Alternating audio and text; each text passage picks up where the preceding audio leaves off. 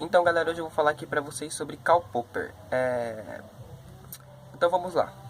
Karl Popper nasceu em Viena, Áustria, no ano de 1902 e morreu em 1944. Eu tô com um caderno aqui, tudo bem? Que eu anotei as informações mais importantes. Eu anotei alguns tópicos e vou falando pra vocês. Então, dando continuidade, ele nasceu em Viena, Áustria, no ano de 1902 e morreu em 1994.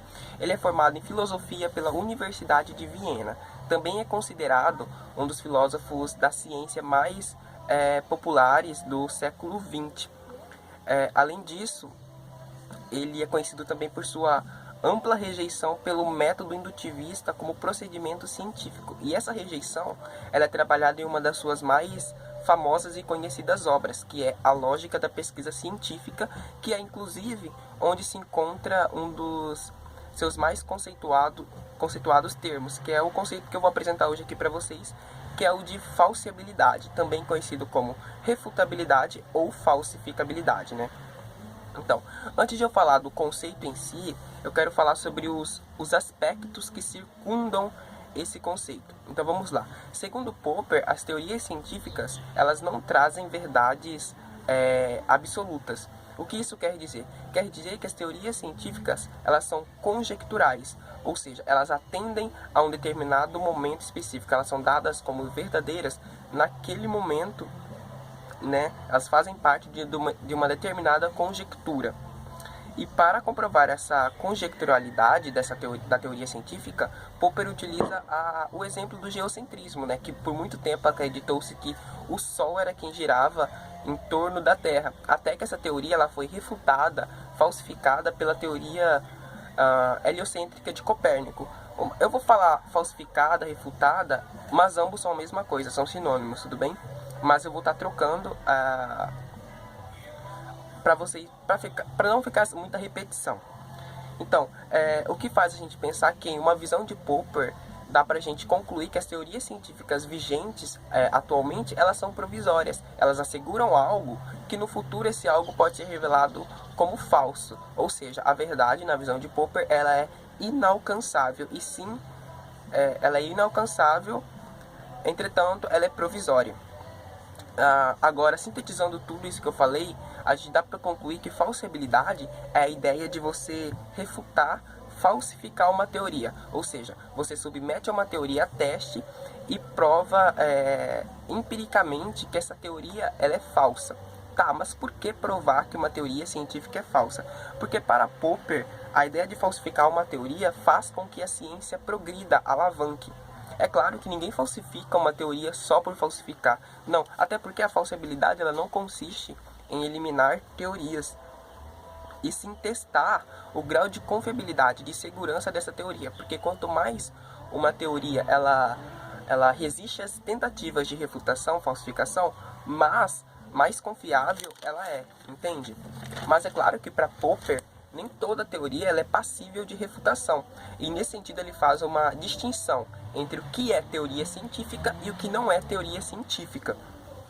Dessa forma ele coloca as ciências astrológicas, a metafísica, as ideias marxistas, o estoicismo de Hegel, até mesmo a própria psicanálise como ideias não científicas. Mas por que ideias não científicas? Simplesmente porque elas não aderem ao princípio de falsificação. Essas ideias elas foram formuladas por meio de um sistema, elas não foram formuladas por meio de um sistema empírico, e sim a partir de ideias abstratas, né, ideias ligadas à misticidade. Elas asseguram algo e não há como esse algo ser provado como falso. Elas não abrem espaço para serem refutadas justamente porque não foram criadas por um sistema empírico. Agora eu vou citar para vocês uma citação de Popper para sintetizar tudo isso que eu falei. Quando uma declaração científica fala sobre a realidade, ela deve ser falsificável. E quando não é falsificável, não fala sobre a realidade. Ou seja, o que não fala sobre a realidade, para Popper, não é ciência e sim pseudociência, mito. Ele usa até esse termo mito, né? Não são ideias científicas, visto que não podem ser derrubadas por meio da experiência. Essas ideias elas não sustentam mais questionamentos atuais, segundo a visão de Popper. Mas como refutar uma teoria, por mais confiável que ele seja? Simplesmente formulando uma teoria que desmente a teoria vigente, assim como Copérnico fez. Ele postulou uma teoria heliocêntrica que derrubou a teoria geocêntrica, ou como Albert Einstein fez, ele postulou uma teoria, postulou a teoria da relatividade e que derrubou a teoria newtoniana. Você recolhe um grande número de elementos e falsifica a teoria a qual se deseja falsificar, entende? Não sei se ficou meio confuso. Então, uma teoria ela pode ser considerada falsa não por sua verificabilidade, mas sim por meio da sua refutabilidade. Mas o que isso quer dizer na prática? Uma teoria pode ser colocada como falsa não pela verificabilidade, sim pela refutabilidade. Eu vou utilizar o mesmo exemplo que Popper utilizou, que é o exemplo do cisne. O exemplo dos cisnes. A proposição: todos os cisnes são brancos pode ser considerada como falsa, portanto, uma afirmação falsificável empiricamente, já que a evidência de um cisne negro prova que ela é falsa. Em outras palavras, a proposição todos os cisnes são brancos, ela pode ser considerada como falsa, não por meio da sua verificação. Você não vai passar girando os 4 cantos do mundo para confirmar se de fato todos os cisnes são brancos. Não, você vai procurar um cisne negro como prova para refutar a proposição, né, de que todos os cisnes são brancos. Outra citação para sintetizar isso tudo que eu falei é: um sistema empírico deve ser refutado pela experiência. Então, o sistema empírico seria os cisnes e a experiência seria a evidência de um cisne negro.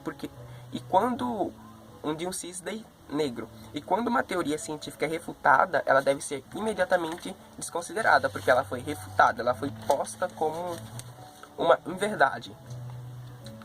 E essa ideia de falsibilidade de Popper, ela contrapõe totalmente o método de fazer ciência que era empregado nos séculos 18 e 19, que é o modelo indutivista que nós estávamos discutindo, que eu citei agora há pouco. Tá, mas o que é esse indutivismo? Vou ler para vocês. O princípio indutivo do método científico parte da criação da verdade a partir de uma série de eventos particulares. Em outras palavras, e também na visão de Popper, a verdade ela é oriunda de fatos singulares. Isso gera para Popper a conclusão genérica dos fatos. Ou seja, esse modelo indutivista de enunciado singular para enunciado universal, ele é inválido logicamente. Ele discorda desse modelo. Por mais que x e tantas vezes que você analise um evento singular, isso não garante a verdade. Ele até concorda com David Hume que a indução leva ao erro. Então, resumindo, né, Popper via problemas nessa indução, porque ela generaliza as propriedades de algo com base em observações e pressupõe que os eventos futuros serão iguais ao do passado. Tá. E justamente por isso que a falsibilidade contrapõe isso, porque ela faz o movimento inverso. Ela não o que Popper chama de método dedutivo hipotético. Ela postula uma teoria que contrapõe a teoria vigente. Você não fica num ciclo de observação, de verificação, entende? Você busca evidências que contrapõem a teoria. E você não vai ficar verificando se tem brechas na teoria. Pelo contrário, isso para Popper é um erro muito grande, que a indução ela leva ao erro. Então eu tenho 1 minuto ainda. Deixa eu ver algo mais que eu possa acrescentar para vocês. Tá, eu falei, mas e a teoria de Popper? Ela é falseável, já que toda teoria ela deve abrir espaço para ser falsificada? Primeiro que não se trata de uma teoria, sim de uma metodologia. A falsibilidade ela é uma metodologia que não pretende explicar fenômenos, e sim testar fenômenos. Em metodologias, elas se aplicam. Ela é aliás, ela serve também para categorizar o que é ciência e pseudociência. Ela não é uma teoria científica. É claro que tem muitas críticas que recaem a essa metodologia de Popper. Mas, né, como não dá tempo, então eu não vou falar aqui para vocês.